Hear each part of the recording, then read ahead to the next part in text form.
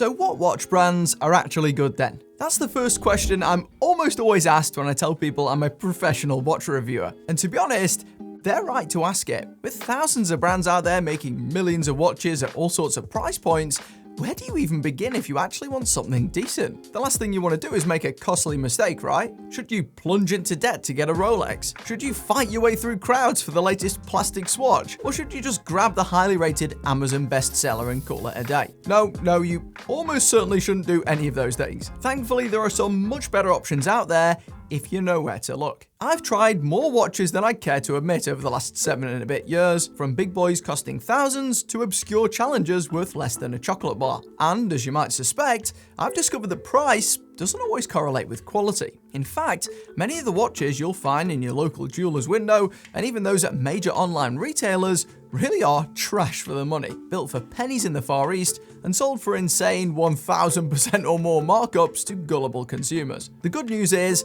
you're not a gullible consumer. I mean, you've clicked on this video, come on. So I'll be rewarding your curiosity with exactly the guide you were hoping to find. A detailed shortlist of the very best watch brands to shop for if you're just starting out, particularly if you're after your very first watch. And on that note, I've seen a multitude of starter watches videos where the host encourages you to drop thousands on your very first watch, usually a watch that they just happen to be selling. Needless to say, I think that idea is completely absurd. It's like recommending a teenager go and learn to drive in a Ferrari or something. If you don't really know what you like yet, you definitely shouldn't be dropping that kind of money on a whim, unless you're earning a fortune, at which point you can grab me one while you're at it. In reality, you don't need to drop nearly that much cash to get a decent watch. In fact, the brands in this video sell many great watches for under 500 quid, often much less than that, which still have the looks, quality, and track record to more than kill it for the vast majority of you watching from home. I'll introduce you to each of these brands, show you what makes them so good, and give you all the key information you need to be aware of, because there can be 1 or 2 caveats. Now, to be clear, you can buy whatever your heart desires. This video is simply an enthusiast's guide for those after the best watch possible, the ultimate bang for the buck choices from all my years as a reviewer. And for easier viewing, I've split this video into 3 digestible sections. Firstly, the bigger brands, some of which you may be familiar with, then a selection of smaller, underrated brands, and finally my overall #1 pick for new watch collectors right now. And believe me, there are some bangers in here. You'll find some of my favorite models from each affiliate linked in the video description if you want to go and explore. The vast majority of the watches I'll be showing I did purchase with my own money, but a few were sent in by brands or retailers, either for this video or for previous ones on this channel, the details of which are also down below. In no particular order, we'll start out with one of the all-time classics, Casio. Founded in 1946, this Japanese company makes everything from calculators to keyboards, but they're perhaps best known for their retro-looking digital watches, which have been in production since the 1970s. Casio is widely considered a god-tier watch brand in the community due to their stellar reputation and enormous catalogue. Worn by everyone from your average Joe to world-famous celebrities, basically, they've got something for just about every taste and budget. The vast majority of Casio watches use quartz movements, meaning they rely on a battery that can be replaced every few years. These are accurate, low-maintenance choices that help keep costs down. Though these days, they also produce many solar-powered watches, which are even more convenient, as well as more exotic mechanical options, which they've just begun dipping into. They've also branched out in terms of materials over the years. While many of their renowned digitals are still made of resin, they have plenty of stainless steel and even titanium watches worth fawning over, such as many of those in the higher-end Lineage and Oceanus series. And you know what? For each of these brands, I'll briefly introduce you to some of those too. Some of my top picks that I think are worth looking at. For digitals, my favorites are probably the A700 series, which have a slightly more modern aesthetic than most Casios, with muted colors, a good backlight, and a lovely thin profile that easily slips under sleeves. In a similar vein, there's the fairly new F91WB, a minimalist reimagining of the legendary F91W, which I just find is more versatile for my wardrobe. While I don't really wear them, the G-Shock line is undeniably the place to head if you're after pure ruggedness and durability. They've got extreme specs and industry-leading shock resistance, but they do tend to be on the large side. While lesser known, Casio also has an extensive array of analog watches, some of which are really solid too. The textured dial EFR S108D sports watches punch well above their weight, with aggressive angular cases and slimness that would make a runway model jealous. The EFB 730D chronograph, also from their Edifice line, is a really cool piece of kit with high-end looks and a Zenith-like case shape for very little cash. If you can grab one, the rare Lineage LCW M100 TSE, good luck remembering that, boasts a crazy iridescent sunburst, solar charging, a titanium case, and a variety of impressive functions. While the Notch Up, the Oceana series, offers some of the best finishing you can get at this price, they may have to get each of those imported from Japan. If you've got a bigger wrist, it's hard to look past the venerable Duro dive watch, the MDV 106 or 107. Arguably, this is the toughest and best built watch under 100 quid. While the design isn't spectacular and it's pretty huge at 44mm, it's got very few serious competitors on the low end. As with all brands, even the best ones, there are some things to look out for with Casio. Firstly, prices vary wildly depending on where you shop. Some grey market sites have these listed way cheaper than on Casio's web store or from their authorized dealers, making these the obvious choice. Just make sure the seller is reputable with good reviews. Temu doesn't count. Either way, Casio's prices versus their competition aren't quite as good as they were 5 or 10 years ago. Also, some of the entry-level Casios are still made of brass despite looking like stainless steel, so check the listing first, while their sapphire-equipped models tend to exhibit a lot of haziness with the crystal, which can reduce legibility. For those reasons, they aren't my out-and-out number one anymore, but in general, you're still in pretty safe hands with Casio. Their quality control is really good, they're one of the only watch brands that consistently get the second hand to line up with the markers, and they're a proven quantity, especially when it comes to aquatic performance. Another proven quantity is Anson Belt & Buckle, who've been making truly next-level belts since 2009. Just like you, I used to rely on the same old belts that always got ragged and tattered after a handful of uses. With inch-apart holes, that's an inevitability, as the tang applies pressure and gradually warps them as you move back and forth. My video sponsor Anson has changed belts forever, making hold belts completely obsolete in the process. Anson belts feature an innovative micro-adjustable system with a track sewn into the rear of the belt and a ratchet mechanism hidden in the buckle, which combine to let you adjust in precise quarter-inch increments, ensuring you get the perfect fit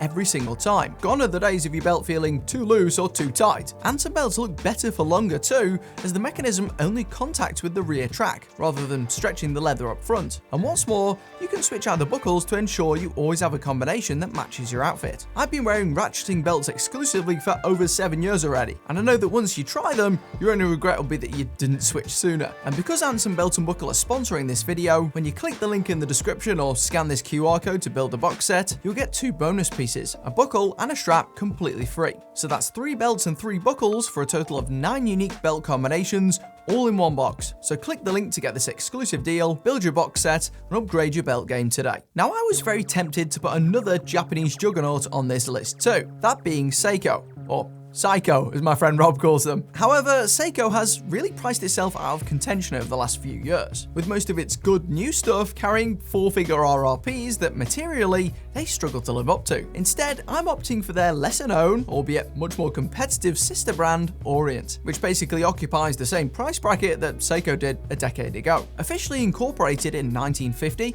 and with roots dating back to 1901, they were brought under the Seiko Epson umbrella in 2009, though Orient still manufactures all of its mechanical movements in-house and generally operates independently from the Seiko Watch Corporation. Much of their stuff sits between £150 and £400, or about $200 to $500 and they even have an overlapping focus on dive watches and dress watches. Ironically, their quality is on par with most of the Seiko models that cost considerably more, with identical specifications, more scratch-resistant sapphire crystals, and arguably better movements. Orient's diver models also feature twice the water resistance of Seiko's only comparably priced dive style model, the Seiko 5 SRP D series, at a full 200 meters. Orient produces very few quartz watches, if any at the moment. Instead, they're mostly automatic watches, meaning they use a mechanical movement that relies on the motion of your wrist to keep them charged. The old-fashioned way, essentially. While less convenient, this does give the watches a more weighty feel, which many find more assuring, as well as a smoother second-hand motion too. So instead of ticking once per second,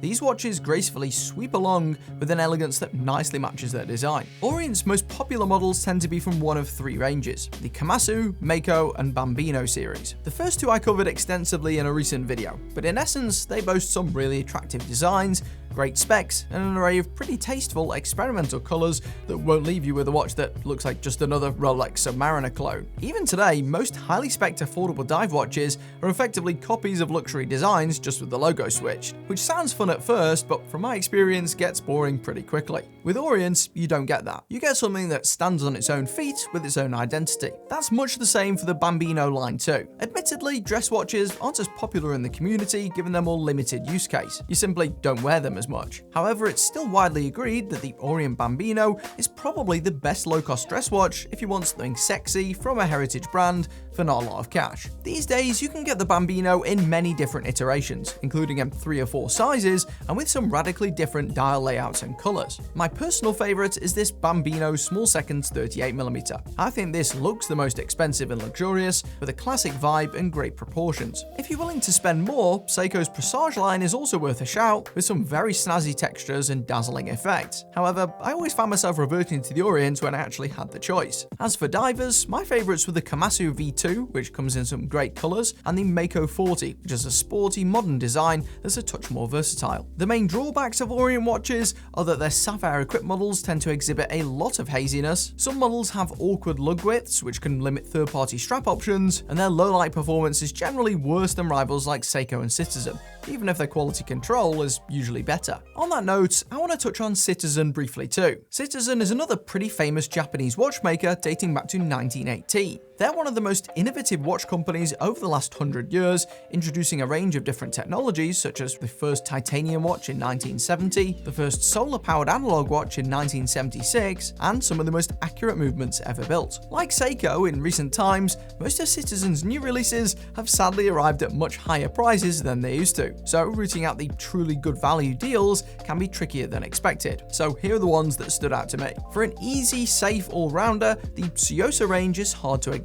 Initially released as a fairly plain Rolex Datejust-like sports watch back in 2022, the Tsuyosa quickly received a string of refreshes, including my all-time favorite Citizen, the Tsuyosa Small Seconds, whose combination of an elaborate gear-shaped dial pattern, an upgraded 60-hour power reserve movement, and the absence of the unsightly Cyclops on the crystal combined to give a much higher-end look and feel for not that much more money. With these, you really do get a high-end sports watch look for a fraction of the price. They've since released a variant of this without the small seconds, if that's what you prefer. That one's called the Tsuyosa 60, though I'm still waiting for a smaller variant to fit my skinny arm. Recently, they did release a pretty cool diver version, the Tsuyosa Shore, which also has some strengths over the base model. Other standouts include the surprisingly affordable Odin, a larger waffle-dialed solar watch, the Stiletto, known as the Cerato in the US, which is probably the thinnest affordable watch you can buy, packing a solar movement at under 5mm, and the ProMaster Air Navihawk, which is perhaps the only text-filled Citizen chronograph that isn't absolutely gigantic.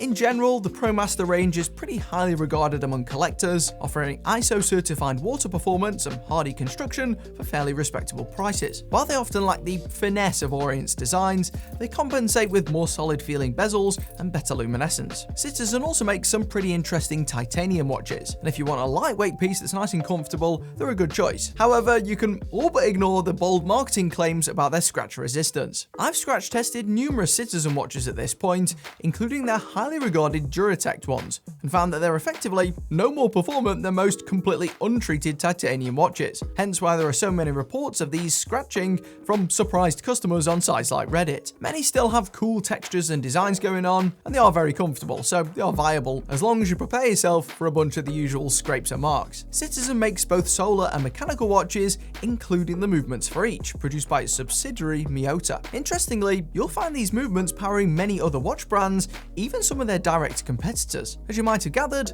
not every Miyota is made equal, but they are generally better than most of the generic Chinese movements you'll find powering the very cheapest stuff. Aside from pricing and marketing, the main gripes I have with Citizen are that their product naming is hilariously generic. I mean, men's sport isn't exactly catchy, is it? And many of their sapphire crystals are hazy, just like with Orient. Otherwise, Otherwise though, they're a great choice and one of the few good non-luxury options that you'll actually find in high street jewelers. Worlds better than the bin-worthy fashion brand stuff that's usually sitting next to it. If you prefer more retro designs, it may also be worth looking at Citizen's sub-brand Bulova. While again their pricing is maybe about 100 quid higher than it should be, if you shop on grey market sites like Amazon, you can get some solid deals on a range of neo-vintage designs, some of which contain their coveted precisionist movement. A quartz module that gives the second hand a magical, silky smooth sweep that outdoes that on many of the most expensive mechanical watches. Despite being purchased by Citizen in 2008, Bulova has a surprising legacy dating back to 1875, and they also have some historically significant models such as the Lunar Pilot, which was one of the first and only watches to be worn on the moon. So those are some of the best big brands to look out for. Well, except for the one that might be coming at the end. What if you want to be a little more adventurous though? What else is out there? Well, these days there are innumerable micro brands, as we call them, many of which are producing great pieces that often rival or even beat the big boys. One of my go-to recommendations in this category, and particularly for first-time watch buyers, is up-and-coming German brand Sternglas. Now, I'll be straight up with you. Sternglas watches aren't going to be winning any spec contests. You can undoubtedly get cheaper Chinese-built watches from AliExpress that will give you better case finishing and more complexity for the money. Nevertheless, what you do get with Sternglas is a range of consistently good, timeless designs with build quality and materials that are good enough to serve you well as a first watch. I know that for many of you newcomers, it's looks that are of primary importance, at least it was for me, and likely the main reason you're considering one of these analog watches over something like a smartwatch. You know, you want something that looks really good to complement your outfit. Sternglas watches accomplish that task very, very well. They look more elegant and are much better built than your average Hugo Boss, Hilfiger or Armani watch, with more substantial cases, scratch-resistant sapphire crystals, quality German-made straps, and more sensible sizes too, so you're not left with a huge chunk of metal overhanging your arm. Sternglas focuses almost exclusively on Bauhaus styling, which is your very restrained, Germanic, minimalist design, the pursuit of beauty through geometric proportionality. And while that sounds simple, it turns out it's difficult to master. When done well, you can be left with a super versatile watch that looks good with almost anything. If you're even a fraction off though, that minimalism can quickly descend into vacuousness, leaving you with an overly simplistic, cheap-looking design that looks bad with almost anything. I've seen dozens of brands try and fail at this, even some of those with massive resources. Some problems, it turns out, you can't just pay your way through. Sternglas consistently manages to find that ideal balance, with many clean, beautiful designs that, at least aesthetically, rival some of the much more expensive Bauhaus brands like Junghans and Nomos. With prices starting at about £180, these are relatively affordable in comparison, and they've got an extensive collection including numerous colours, multiple sizes, and different movement types to suit a wide range of wrists and preferences. There's one model in particular though that is head and shoulders above the rest of their stuff, that being the Naus. This model and its variants have won a series of design awards over the past few years, and it's easy to see why. It's gorgeous in pretty much every guise, with an unusual inset chaptering and tiny numbers that completely buck the usual industry trends. This thing is sexy, distinctive, and in its quartz forms also pretty thin. Unlike most alternatives, the sapphire crystal Sternglas offers actually have a good level of clarity, an advantage often overlooked when simply comparing spec sheets. And the straps are good enough to stick around too, unless you specifically want to change the look. They also recently added a solar version to the lineup, which offers the same styling with extra practicality. So long as you wear it semi-regularly, the battery will charge itself. In essence, Sternglas is a great entry point into analog watches if you're after something that's fashion forward, but won't be out of style in 18 months' time. Founded in 2016, they're well established at this point with decent customer service, and I have to say they're one of the only watch brands I can think of that advertise heavily on social media, but actually have the products to deliver on those promises. They're maybe not an end game brand for collectors, but it's hard to find an outfit that these won't look good with, and they haven't dropped the ball on quality just to achieve that. The main things to look out for with Sternglas are simply that some of their watches, namely their few Swiss-made options, are much too expensive for what you get, and some of their automatics are overly thick for my liking, considering the size of the movements within. Now let's say you want to instead maximize every penny materially. A first watch that's technically the best you can lay your hands on for that amount of money. Well, the obvious options here are the direct-to-consumer Chinese brands such as Addiesdive and San Martin. Now, if you've seen any of my best watches of the year videos, you'll have seen these obscure brands cropping up time and time again near the top of the list. That's because they offer unparalleled value, particularly on a material level. You see, most watch brands, especially small brands, may design their watches in-house, but they then outsource the manufacturing to factories in the Far East. Those factories have to add their own margin, hence the final product becomes that bit more expensive. What these Chinese factory brands do instead is, well, they're a factory brand. They themselves produce the bulk of the watch right then and there, meaning there are fewer parties involved in the process. They'll also typically only sell through AliExpress, which is like this Chinese site, and through their own websites directly as well, so they cut out the retailer entirely. Consequently, their watches can be cheaper without sacrificing anything in the way of quality. Addiesdive is perhaps the most extreme example of this, with several watches that have broken the internet over the years by completely shifting what buyers can expect on the super budget end of the market. In years past, they've offered steel-cased watches at prices where brass or plastic was the norm. They've even come up with elaborate 3D dial textures fitted to sub-$50 bangers. Now, over the last 12 months, in part because of global tariffs placed on China, prices aren't quite as crazy low these days. But even so, they're still leading the pack in terms of price to performance. Steel cases, mecha quartz or automatic movements, experimental dial textures and materials, remarkably good steel bracelets, strong aquatic performance, and top-of-the-line crystals are all what you can expect with Addiesdive, usually for between £40 and 120 quid, or about $60 to $170 a pop. Yeah, that's still absurd. So yeah, statistically, these are remarkable for the money.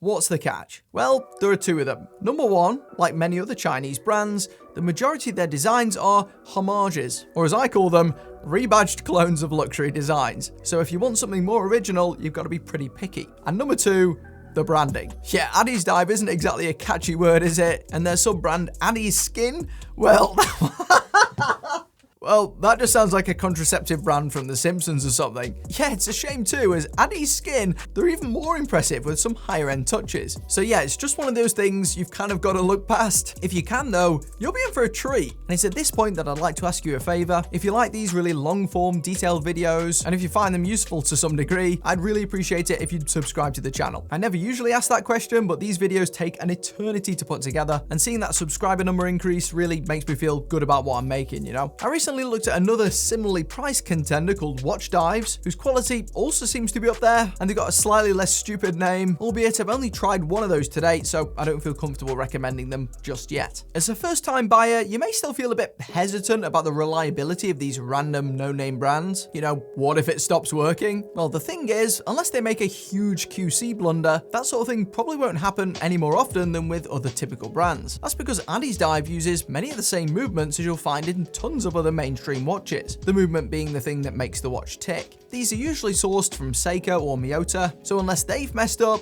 or errors aren't picked up in QC, your watch will probably work just fine. Then we have San Martin. San Martin was one of the first Chinese AliExpress brands to garner widespread acclaim on platforms like YouTube about 5 years ago. Now, most of that acclaim was for their construction, as opposed to their designs. Yeah, San Martin still makes a lot of the clone-style watches like Addiesdive, and at first, that's all they made. But at the behest of the watch community, they've since paired that outrageous build quality with designs that aren't just copy and pasted. While there are plenty of duds in there, some in their collection are nothing short of breathtaking. San Martin makes the best finished watches in the £150 to £400 range, full stop. Yeah, from like $200 to about $550, these are the best. They've got the best brushing and polishing, which typically rivals watches costing upwards of $1,000, with sleek proportions to go along with it. Most of their watches use automatic movements with a particular affinity for Miyota's 9000 series, whose reduced height helps enable that thinness across the range. Though in some instances, there may be some Seiko movements or a choice of movements to pick from. San Martin's dials are what have really captured the imagination in recent times,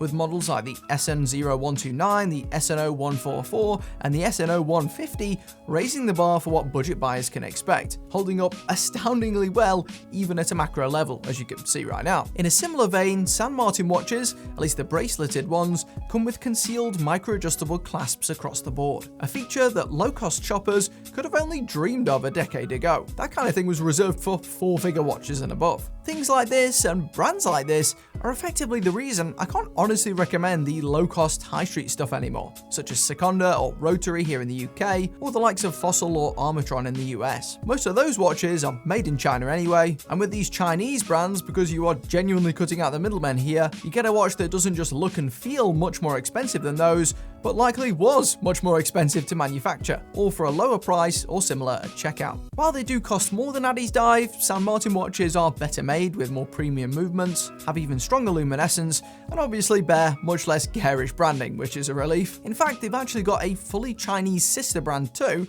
if you want a different name on the dial, that being Jianghun. For a touch more cash, these watches are somehow even better built and even more experimental. Admittedly, some go a bit too far in that direction, but the 39mm JH0301 was completely mind-blowing to me when it arrived in late 2025. This one went straight in at number 2 on my watches of the year list, with a level of quality, detail and cleanliness that trounces everything else under £500, and most others under £2,000. I mean, you don't have to be a watch expert to recognize how immaculate this watch is. If this fit my tiny arm better, it would undoubtedly be a mainstay of my collection. So what are my gripes with San Martin and Jianghun? Well, firstly, as with Addiesdive, because they ship from China, whether on their site directly or via AliExpress, they do take a little longer to get to you than a brand that may dispatch from your native country. That said, these days they are much faster than they used to be. Inherently though, returns and customer support aren't nearly as straightforward as with more mainstream brands, and additionally, I've experienced several stiff bracelet links and bracelet tolerance problems from San Martin. Not on every unit by any means, but enough times to be slightly concerning. For something that's a bit safer, and if you don't order from AliExpress, I've got a couple of other noteworthy small brands for you to consider. As a spec-focused pick,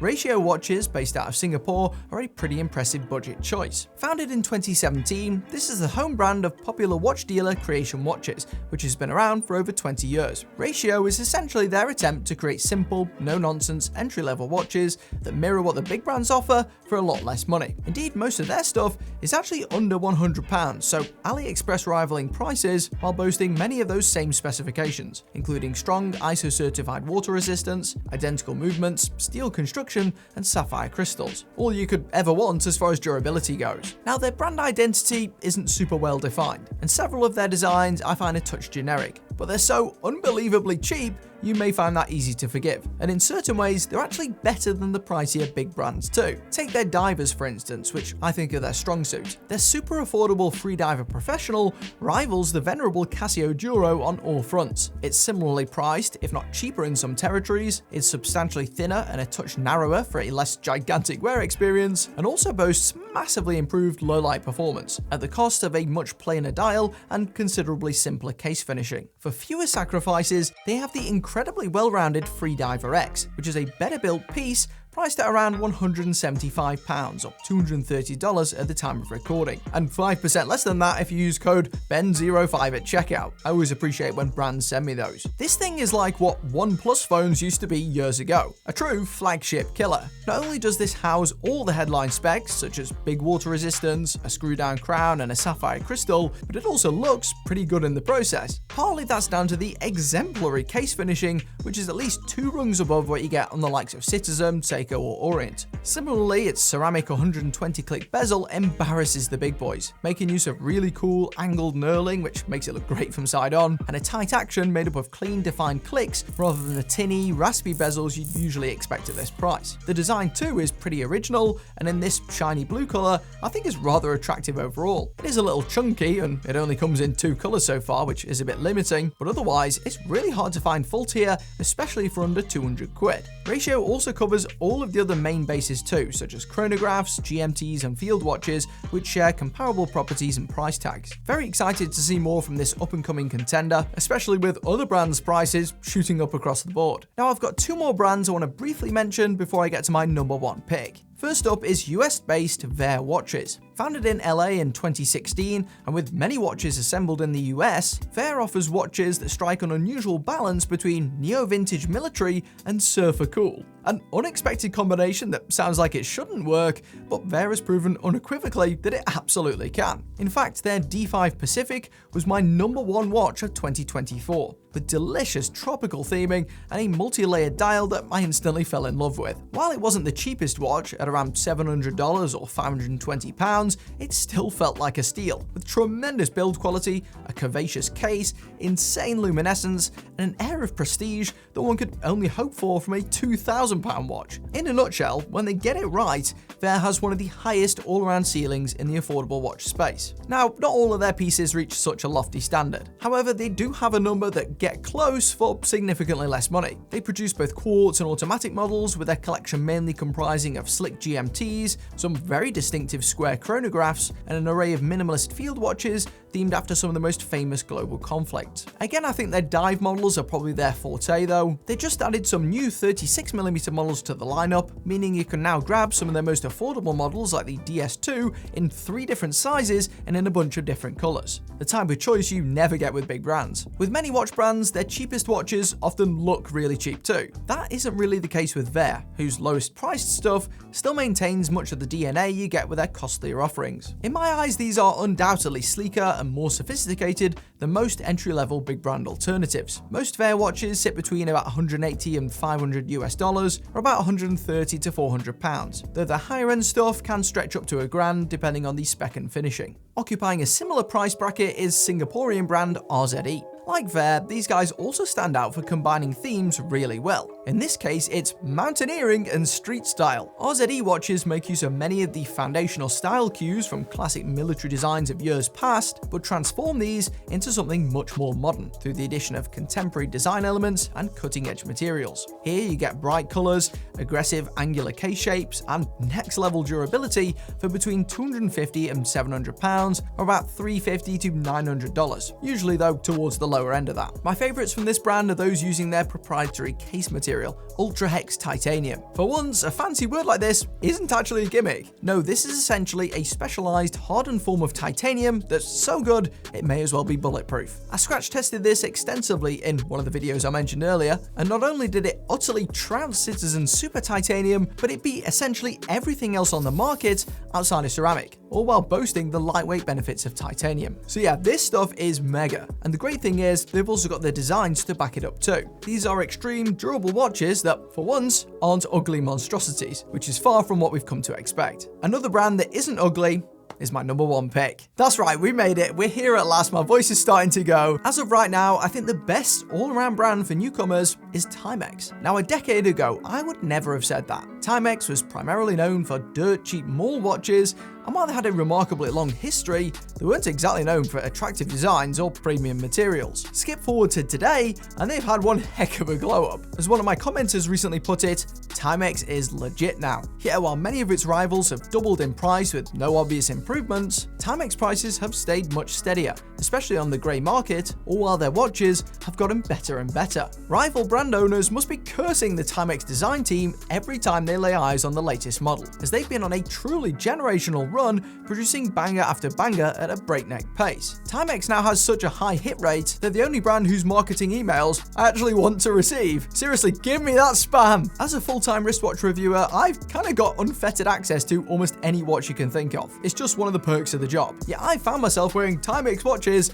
more frequently than ever. As for what you actually get with Timex, well, their build quality for the money is only about average, and roughly equal to many other mainstream watch companies. So they're much better than the fashion brand stuff, but they're not as technically impressive as some of these spec-focused Chinese factory brands. What they really bring to the table is their enormous and ever-expanding catalogue, covering virtually every budget, style, and wrist size. And within this tidal wave of timepieces are some complete corkers, whose designs have really helped elevate the Timex name in recent years. Pieces that may not look all that special on paper, but which totally over-deliver in the flesh. For a super versatile all-rounder, the 1983 E-Line Automatic is hard to look past. This ranked at number 1 on my most recent watches of the year list, purely due to the extensive wrist time it just ended up receiving. Thanks to its diminutive sizing, clean dial, and sporty accents, it's just one of those watches you can throw on with anything and it will just work. I've worn this with a suit, I've worn it with shorts. For under 200 quid, what more can you ask for? It really is like a one-watch collection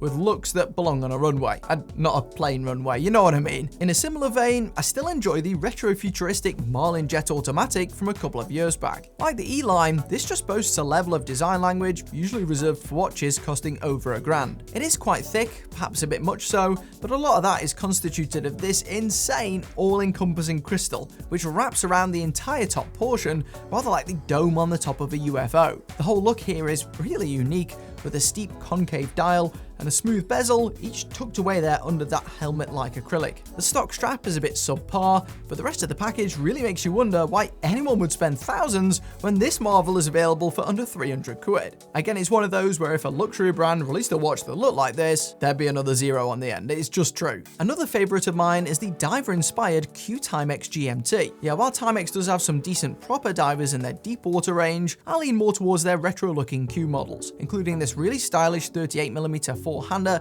which again, just looks phenomenal for the money. The Timex range takes full advantage of the quartz movements inside, typically boasting super slim cases that wear really nicely, together with respectable prices and great dials that you won't find anywhere else. For the diver style models, I do recommend the GMT over the original Timex 1979, as it just looks much better up close, even if its aquatic performance is limited. And that's one thing I really like about Timex. They kind of have these parallel ranges for each style of watch, one prioritizing performance, the other prioritizing visuals. Take field watches for instance, Timex's bread and butter. You can either look at the Expedition North range, which is your durable, function-first stuff, or the MK1 range, which gives you enhanced visuals at the cost of fancy materials and some of the on-paper performance. The ball is in your court as a consumer, you can buy in line with your preferences. Right now, I'm leaning more towards the MK1 watches, particularly the very pretty 36mm mechanical, which gives you Hamilton khaki vibes for a fraction of the price. Now, even Timex isn't perfect. Their luminescence on many non-diver models is pretty poor, certain entry-level models still use brass cases, which are worth bypassing, and many of their bracelets, while well constructed,